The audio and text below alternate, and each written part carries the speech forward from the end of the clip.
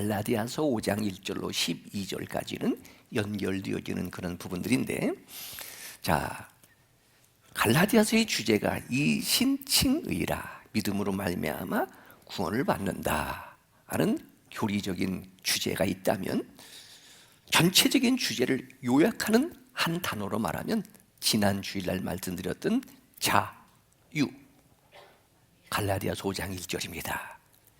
그리스도께서 우리를 자유롭게 하시려고 자유를 주셨으니 그러므로 굳건하게 서서 다시는 종의 멍에를 매지 말라. 요한복음 8장 32절, 진리를 알지니 진리가 너희를 자유케 하리라.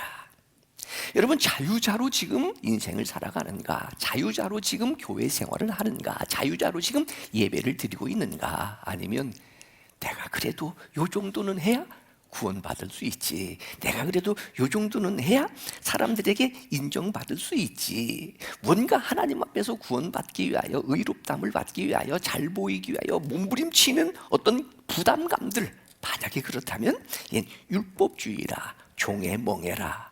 세상에 두 가지의 종교가 있다고 말씀드렸지요. 수도 종교라, 신학으로 말하면 이게 인본주의가 되어지는 겁니다. 하나는 계시 종교라, 이것은 신몬주의가 되어지는 거예요. 오늘 예배를 드립니다. 만약에 내가 예배를 드리지 않으면 뭔가 올 하루 벌 받을 것 같아요. 한 주간 뭔가 두려운 일들이 생겨지는 거예요. 그러니까 예배를 안 드리면 안 돼요. 또 예배를 안 드리면 신방도 온다고 하고 전화도 온다고 하고 뭔가 부담도 되어지고, 이것이 나를 속박하게 되어지는, 바울이 표현한 대로 말하면 종의 멍에를 내가 짊어지고 있는 것 같은 거예요. 너무 교회 열심히 다니지 말자, 열심히 봉사하지 말자, 이것이 나에게 엄청난 부담으로 느껴지기 때문에 만약에 그렇게 예배를 드리고 신앙생활을 하고 있느냐라고 하는 질문이고요. 또 하나는 자유. 자유는 여러분 평화가 있습니다. 자유는 기쁨이 있습니다. 자유는 행복이 있습니다. 기다려지는 거예요. 신나요, 즐거워요, 행복해요. 뭐 기도가 유창하다, 설교가 유창하다, 찬양이 뭐 하모리가 있다, 이건 관계가 없습니다. 일단 주일날 하나님 앞에 나와 예배를 드리는 자체가 행복하다. 더 나아가 자유하게 해주실 때는 해야 할 것을 해야 하는 자유가 있고, 하지 말아야 할 것은 하지 말아야 되는 자유가 있다. 이 질문과 함께 오늘 계속되어지는 내용입니다.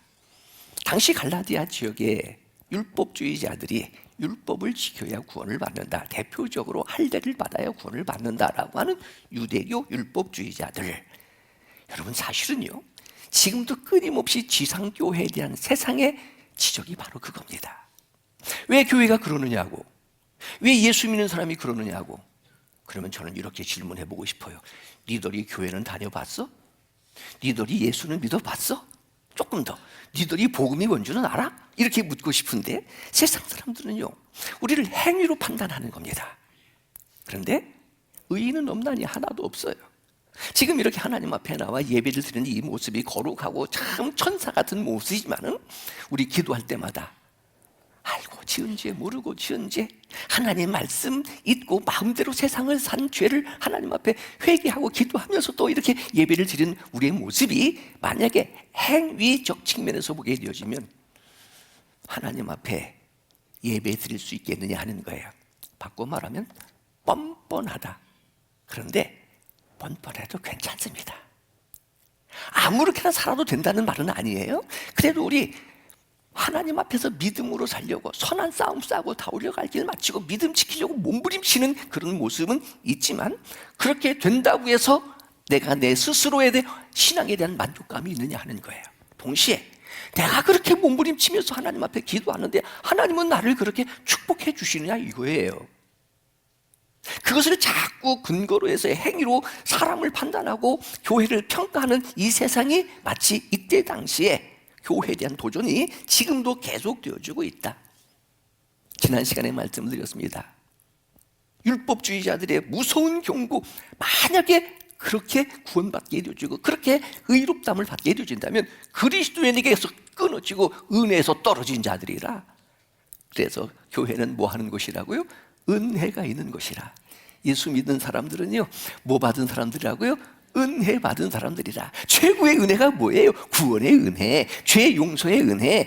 예수 믿는다고 해서 세상에서 대단하게 변화되어지는 것은 아닙니다. 어제의 내가 오늘의 내가 되어지는 겁니다. 그래서 딱 한 가지 최고의 복이라고 하는 것이 뭐냐라고 묻는다면 중요한 것이기 때문에 반복하는 거예요.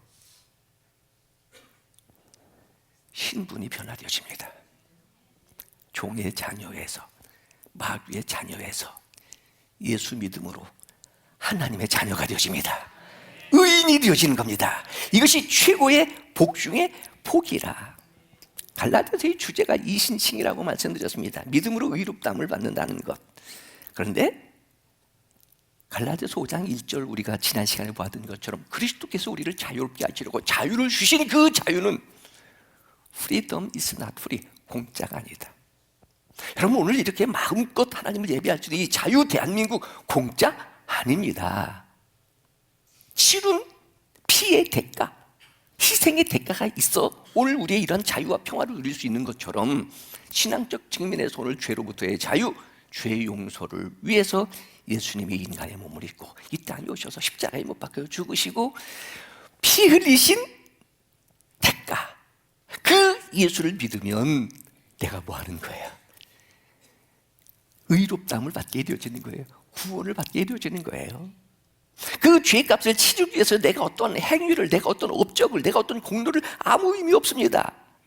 믿기만 하면 이것을 은혜라, 은혜. 그러니까 너희가 그 은혜로 인하여 믿음으로 말미암아 구원을 얻었으니 하나님의 선물, 하나님이 우리에게 주신 선물이 최고의 선물이 뭐예요? 건강, 물질, 명예, 화무는 11웅이요 달도 차면 기우는 것이 이 세상입니다. 최고의 복은요 성경의 처방과 진단입니다. 의인은 없나니 하나도 없습니다. 모든 사람이 다 죄를 범하였습니다. 증거, 죄의 싹은 사망이라. 그런데 예수 믿고 죽는 죽음은요 세상 사람들의 죽음은 슬픔이에요, 눈물이에요, 심지어는 저주예요, 심판이에요. 근데 우리에게는요 이 죽음이 복이에요. 주 안에서 죽는 자들은 복이 있도다. 이 죽음을 통해서 이제는 이 세상에서 겪는 아픔, 슬픔, 눈물, 죽음이 없는 영원한 하나님의 나라. 이것을 성경에서는 예수 믿으면 멸망치 않고 무엇을? 영생을. 얼마만큼 이 세상에서 스펙을 가지고 살았느냐, 명예와 권력과 돈을 많이 벌었느냐가 아니라 정말로 믿음이 있느냐 하는 거예요. 세상을 이기는 이김은 이것이니 믿음이라. 어떤 사람은 돈으로 권력으로 세상을 이긴다고? 이건 세상적인 삶의 방법이에요. 예수 믿는 그리스도인의 가치관은요 예수 믿고 구원이라고 하는 것을, 하나님의 자녀라고 하는 신분을 선물로 받았으니 여러분 선물 받으면 어때요? 좋아요. 그런데요 받는 자보다 주는 자가 더 복이 있도다. 내가 그 선물을 받으니 누가 더 좋아하신다? 하나님이 주시면서 하나님이 더 좋아하신다. 이게 역설적이에요. 이게 계시 종교예요. 또 여러 차례 중요한 것이기 때문에 반복하는 겁니다. 세상에 어떤 종교가 신이 인간을 위해서 자신의 생명을 내어놓느냐 하는 거예요. 이것 하나만으로도 세상의 수많은 종교 중에 내가 기독교인이 되어진 것은 엄청난 축복입니다. 물론 바울의 신학적 측면에서는 아무나 예수 믿는 게 아니에요. 이미 믿기로 작정된 자들, 선택된 자들, 믿음이 적었을 때는 어머니에서 못해서부터 내가 모태신앙으로 하나님의 선택을 받은 줄 알았는데 신앙이 성장되어지고 내가 창세전에 예수 그리스도 안에서 티끌과 같은 나를 하나님이 정하셔서 자녀 삼아주신 이 엄청난 하나님의 사랑, 하늘을 두루마리 삼고 바다를 먹물 사랑으로 다 기록할 수 없는 하나님의 사랑, 이걸 아느냐 하는 거예요. 이렇게 알게 되어진 것을 우리는 성령 세례 받았다, 성령의 기름 부음을 받는다, 성령으로 채워진다, 성령으로 충만하고 성령으로 기름 받는 증상들이 내가 느껴지는 거예요. 느껴지는 것. 그래서 묻는 거예요. 구원의 확신이 있느냐 하는 거예요. 정말로 예수 믿느냐 하는 거예요. 구원을 내가 선물로 받았으니 너무너무 감사해서 고맙습니다, 감사합니다, 잘 먹겠습니다, 잘 사용하겠습니다. 우리의 이러한 표현이 하나님 앞에서 예배예요. 이게 예배. 그래서 예배는 내가 예배를 드려야 뭔가 내가 하는 것이 있어야 하나님이 나를 의롭다 하시고 칭찬하시고 나를 구원하시지가 아니라 고마워서 은혜에 대한 보답, 하나님 감사합니다, 하나님 감사합니다, 이렇게 살아가는 사람들이 그리스도인이라. 그래서 그리스도의 가치관이 구원받은 그 이후의 삶이 예배의 삶을 살게 되어지고, 직장, 세상 어디서든지 예배적 삶을 살게 되어지고, 예수님께서 말씀하신 제자도에 의하면 자기 부인하고 이제 나는 내가 아닙니다. 갈라디아서 2장 20절. 그런데 내가 육체 가운데 사는 것은 나를 사랑하사 자기를 대군지 내 죽기를 믿는 믿음으로 사신 이 엄청난 이것을 알아야 교회가 어떻고 예수 믿는 게 어떻고 목사가 어떻고 장로가 어떻고 이따위 아니 이렇게 얘기하게 되어지지. 그러니까 세상은 우리의 행위만 보고 조건만 보게 되어지고, 이런 것들이 지금도 교회 안에 있게 되어진다. 여러분, 신앙생활을 하다가 교회를 떠나는 이유가 뭐예요? 믿음이 포기되어지고 낙심하는 이유가 뭐예요? 이게 행위 때문에 그렇습니다. 자기의 기준 때문에 그렇습니다. 심지어는요, 자기의 이익을 위해서 교회를 다니는 거예요.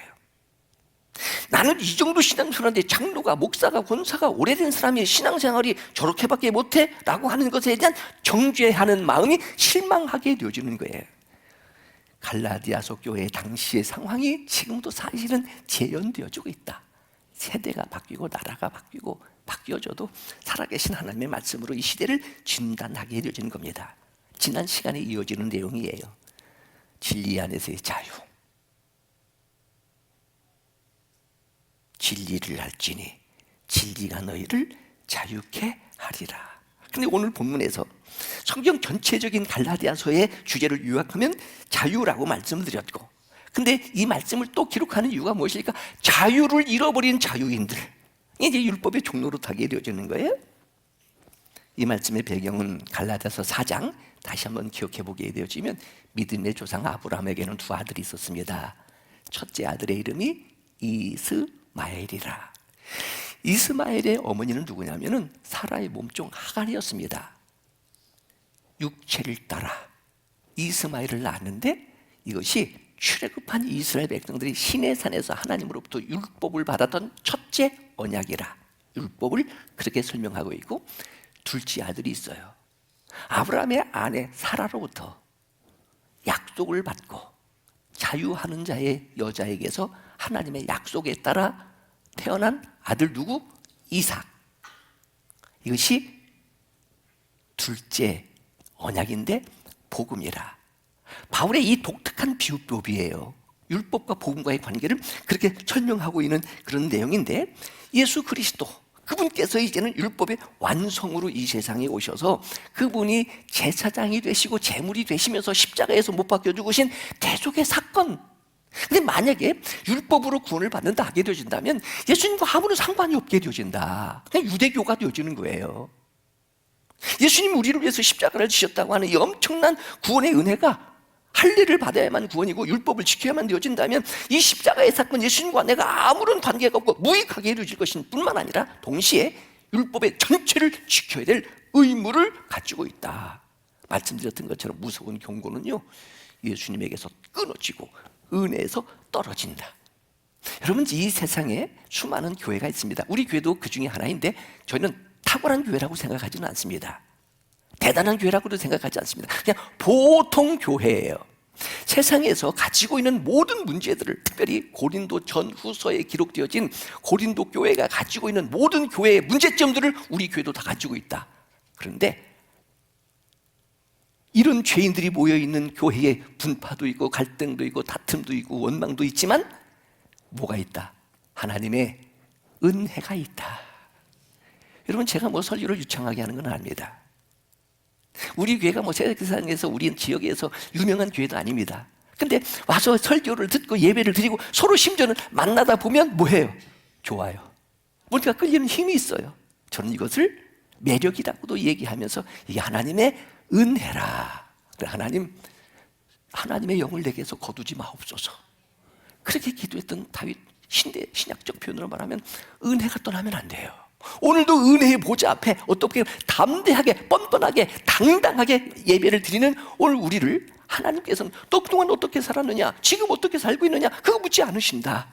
그럼에도 불구하고 하나님은 내 편이시다는 말을 바꾸고 말하면 나에게 구원을 선물로 주신 하나님이 좋아하실 뿐만 아니라, 하나님이 기뻐하실 뿐만 아니라 하나님이 우리를 옳게 여기신다. 무엇 때문에요? 믿음 때문에. 오늘 말씀이 그런 겁니다. 오늘 이어지는 계속되어지는 내용이에요. 이런 갈라디아 교회에 잘못된 거짓 교사들이, 물론 율법주의자들을 말하는 겁니다. 잘못 가르치는 거예요. 거기에 미혹을 받아요. 믿음의 자리에서 떠나요. 교회가 요동을 쳐요. 그런 배경 속에 오늘 말씀의 제목입니다. 바울은 그래도 갈라디아 교회의 성도들을 믿는 거예요. 주 안에서 절대로 그들 흔들리지 않을 것이다. 요동하지 않을 것이다. 요즘으로 말하면 어떤 일이 있어도 교회 떠나지 않을 것이다 라고 하는 확신을 가지고 오늘 봉독한 말씀을 기록하고 있는 겁니다. 역시 마찬가지예요. 완벽한 교회는 아니고 뭐 대단한 교회는 아니지만 조그마한 어떤 상처 때문에, 오해 때문에, 잘못된 가르침 때문에 마음이 흔들리고 요동을 당하 떠나지는 않을 것이라는 뭐가 있다? 확신이 있다. 우리 이런 마음으로 함께 말씀을 나누고 싶은 겁니다. 다시 한번 배경을 보게 되어지면 오늘 읽었던 7절부터의 내용인데, 자 7절을 한번 보겠습니다. 배경이에요.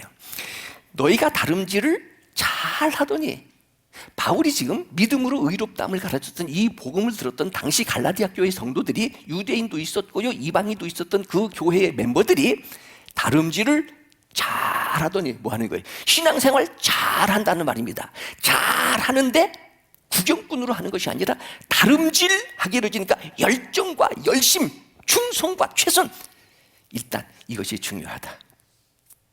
신앙생활은 이렇게 하는 거예요. 다름질하는 거예요. 바울, 선한 싸움 싸우고 나의 달려갈 길 마치고 그러는 거예요. 이 충청도 버전으로 호주머니에 손 놓고 이 구경 저 구경, 오늘은 누가 왔나, 오늘은 어떻게 설교하나, 오늘 점심때는 무언가, 이렇게 충청도 버전으로 말하면 해찰하면서 신앙생활하면 안 돼요. 딱 목표를 향하여 비전과 꿈, 열정을 가지고. 그래서 지금은 그런 표현을 많이 쓰지 아니하지만 옛날에는, 이제는 저도 옛날 얘기할 때 됐잖아요. 제가 30대 초반에 대전에 내려왔을 때 목사님 몇 살이에요? 물으면 목사는 나이가 없다고 이렇게 얘기를 했었는데, 지금은 물어보는 사람이 없어요. 물어보는 사람이. 이제 나이를 얘기하고, 내가 열정이라는 단어를 굉장히 좋아했습니다. 비전, 벤처, 바이탈리티, 열정. 열정이 뭐냐고 물으신다면 불타는 믿음, 교회의 부흥과 성장을 위하여, 한 영혼의 구원을 위하여 뭐 하는 거예요? 달려가는 거예요. 이렇게 살아온 지난날의 삶을 후회하지는 않는다. 갈라디아 교회 성도들이 달려갈, 열심히 열정을 가지고 복음을 전하고 한 영혼을 구원하고 예배를 드렸던 그런 성도들, 어떻게 보면 이 열정이요, 달려갈 길을 마치는 이런 헌신이 한국교회 부흥의 원동력이었습니다. 근데 지금 코로나19 이후에 다 식어지고 가고 눈치 보게 되어지고, 그런데 그렇게 열심히 잘 달리는데 누가 그들의 다름질을 막는 거예요. 앞길을 막는 거예요. 뭐 하지 못하게? 진리에 순종하지 못하게, 예배드리지 못하게, 봉사하고 충성하고 헌신하지 못하게 막는 거예요. 여기서 이 막는다는 이 단어가 회방한다, 방해한다라고 하는 의미지만은 원어적 측면에서는요, 차가 달려요. 차가 열심히 달려가는데 다른 차와 충돌을 해가지고 차가 멈추는 상태, 바로 그런 거예요. 열심히 지금 신앙의 경주를 위해서 달려가게 되어지는데, 자, 이단자들에 의해서, 율법주의자들에 의해서 너 할례 받았느냐? 너 구원 받은 날이 몇 날 며칠 몇이냐라고 하는 그런 잘못된 가르침과 부딪혀가지고 서게 되어지는 거예요. 낙심, 상처, 시험, 포기. 내가 지금까지 누구를 위해서 이렇게 열심히 살았는가?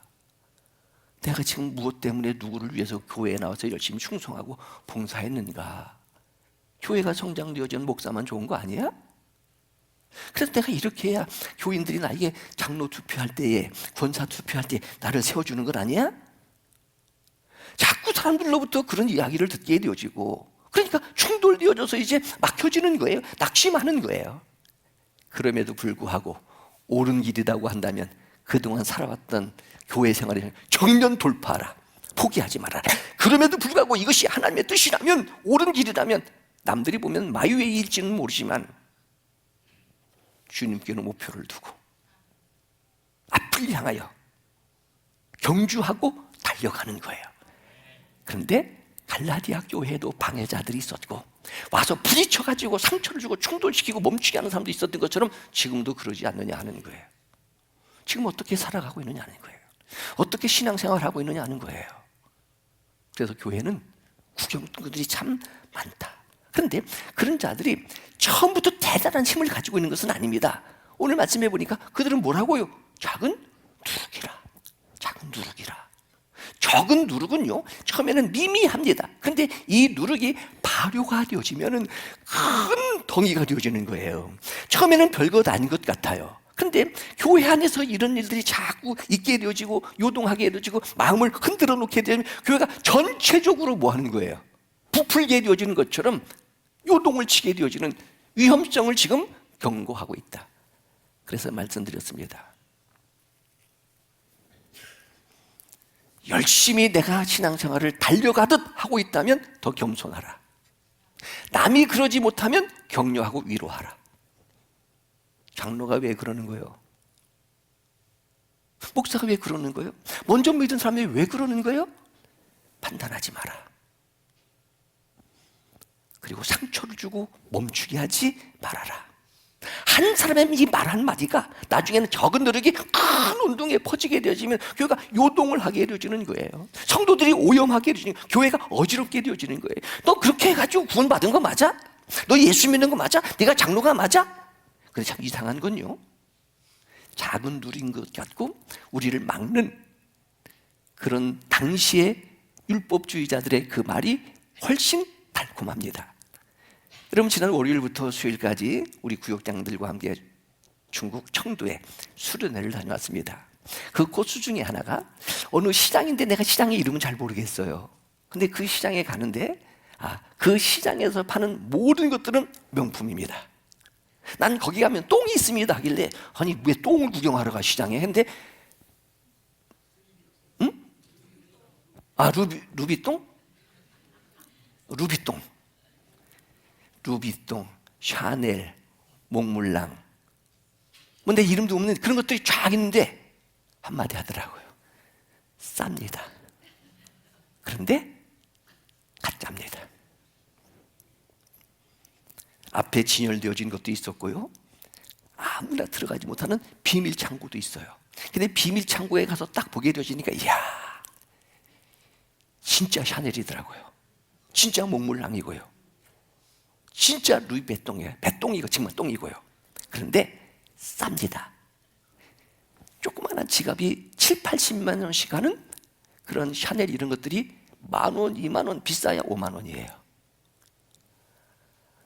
그런데 진짜인지 가짜인지 모르겠어요. 아는 방법은 이렇대요. 비가 올 때 그걸 가지고 쓰면은 가짜고, 비가 올 때 그걸 품에 안으면 진짜고, 이렇게 얘기하더라고요. 가짜가, 진짜가 아닌 이 가짜가 세상 사람들에게 더 훨씬 매력적입니다. 왜? 싸니까, 부담 없으니까, 쉬우니까. 아니 인생 그렇게 힘들고 달려가고 지치고 최선을 다해 살 필요가 있어? 그냥 대충 하면 교회 가면 먹을 것도 있고 가끔 한 번씩 빠지면 목사가 만나자고 하고 밥 사주고 전화도 해주고 관심도 갖게 되어지고. 왜? 싼 것들이 그런 매력이 있게 되어지는 것처럼 바로 그렇다. 그래서 안일한 믿음주의, 이것이 경고이다. 그러니까 여러분, 대충 다녀서는 안 돼요. 대충 믿어서도 안 돼요. 철저하게 달려갈 길, 진리를 막고 지금 열심히 전도하는 것을 막고 교회에서 예배 드리는 것을 막고, 그러다 보니까 우리의 생각을 오염시키게 되어지고, 이게 결국 이단 아니에요? 이게 결국 사입이 아니에요? 오늘 봉독한 말씀입니다. 자, 너희들을 권면하는 그 권면이 그리스도에게서 나온 것이 아니니라. 다시 말하면 너희를 부르신 이에게서 난 것이 아니니라. 하나님으로부터 난 것이 아닌 그 권면을 가지고 끊임없이 설득하게 되어지고 끈질기게 권면하게 되어지고, 그렇게 신앙생활을 하면 바보야. 요즘으로 말하면요, 그렇게 열심히 신앙생활을 했는데 사업은 부도가 나는 거예요. 그렇게 열심히 신앙생활을 했는데 자식들은 다 속썩이게 되어져요. 그렇게 신앙생활을 열심히 하게 되어지는데 병 걸리고 암에 걸리게 되어지고, 틀림없이 우리는 모르지만 하나님 앞에 지은 죄가 있어. 그러면요, 이게 욥의 세 친구들입니다. 처음에는 위로하러 왔던 이 욥의 세 친구들이 8번 토론하게 되어지는데 서로들 간에 처음에는 위로하다가 아프지 힘들지 하다가 갈수록 그래도 하나님 앞에 지은 죄가 있잖아 이렇게 묻게 되어지는 거예요. 그러니까 욥도 자신도 모르게 하나님 왜 나를 낳으셨어요? 왜 이렇게 힘들게 나를 어렵게 살게 하는 거예요? 이렇게 원망하는 것처럼 이렇게 표현되어지는 거거든요. 근데 욥을 설명하게 될 때 그는 동방에서 의인이었다. 욥과 같이 구별되고 정직한 사람이 없었다. 근데 그가 아무 이유도 없이 우리가 볼 때 죄를 짓지도 않았어요. 무슨 행사를 치르고 난 다음에는 자녀들의 이름별로 하나님 앞에 혹시 죄를 범하였을지 몰라 제사 잘 드렸습니다. 번제의 제사를 드렸습니다. 근데 그가 망한 거예요. 그냥 망해도 보통 망하는 게 아닙니다. 싸그리 망하는 겁니다. 자식들 죽는 겁니다. 자기는 병에 걸렸습니다. 친구들이 찾아와서 처음은 위로한답시고 했던 말들이 마음속에 또 죄가 있는 거 아니야? 라게 되어지는 거예요. 그리고 욥이 죽었더라 하게 되어지면 이건 세상의 신화입니다. 세상의 글입니다.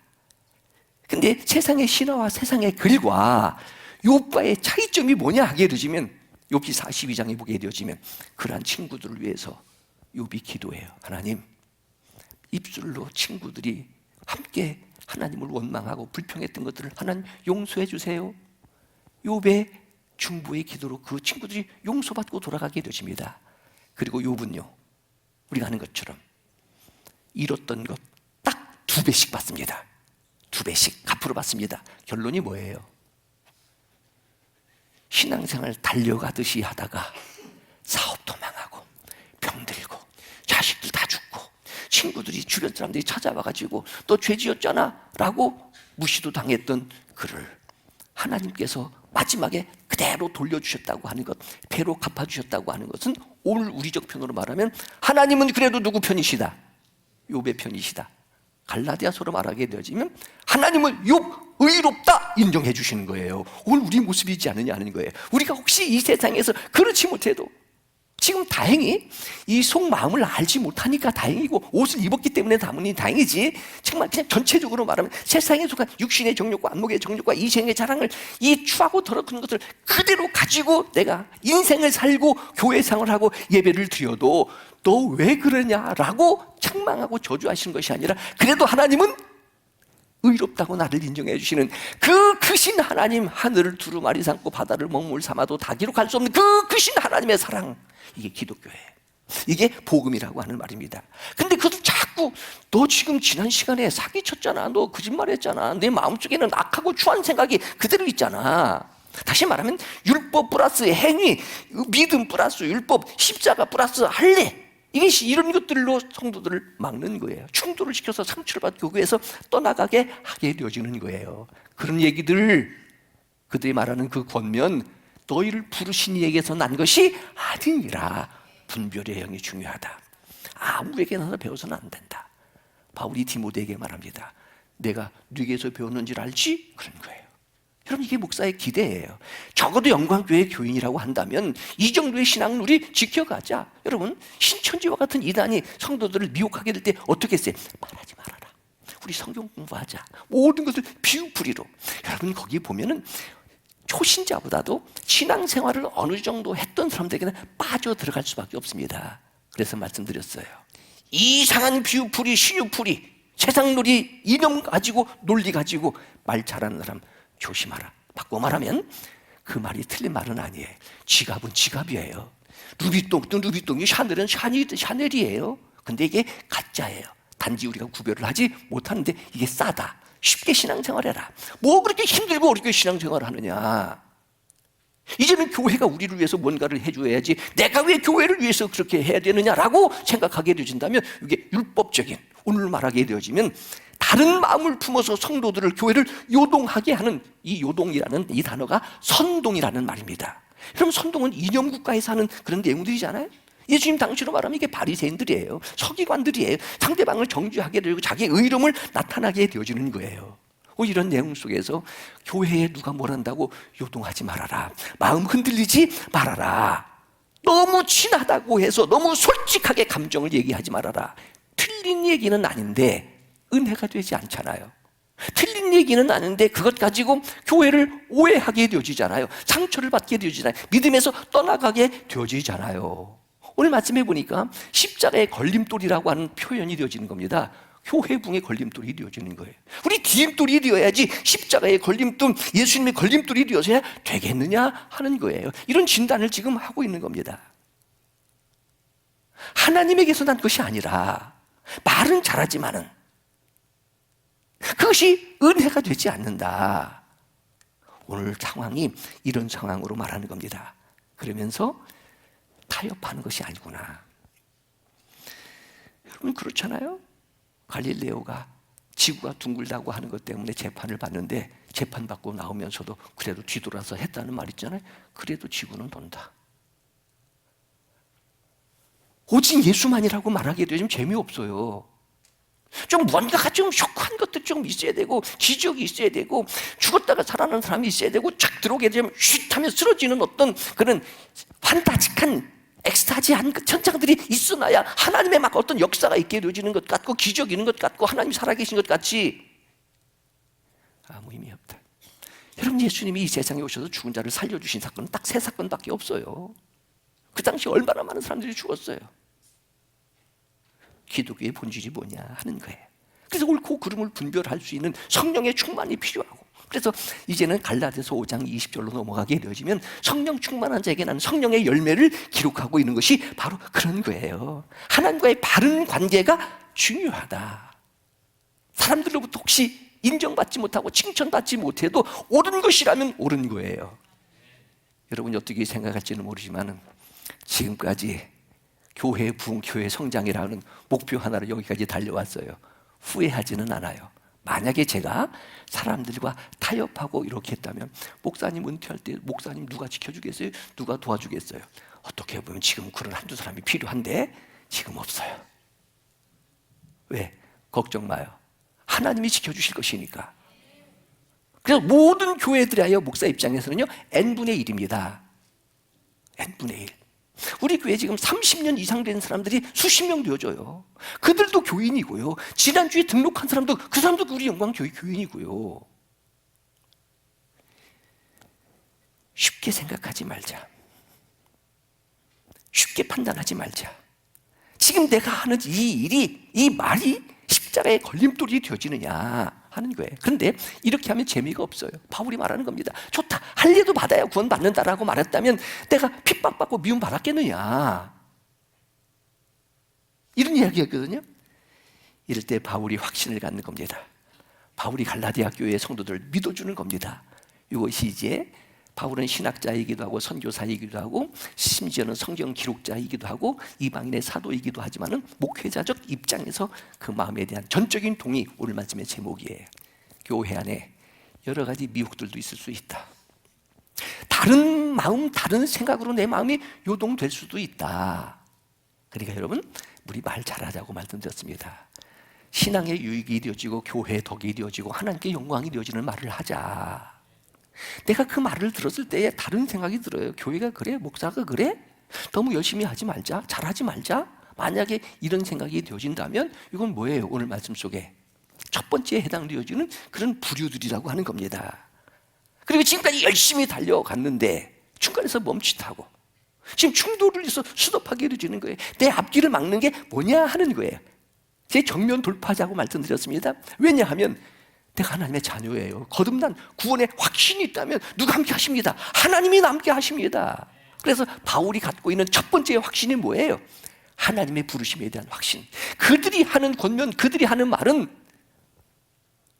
그의 부르심에서 나온 것이 아니니라. 그의 부르심을 입은 이는 누구예요? 하나님이라는 말이거든요. 하나님이 우리를 부르셨다고 하는 확신. 요즘 신학적으로 말하는 구원에 대한 확신. 조금 종말은 쪽으로 말하면 천국에 간다는 확신.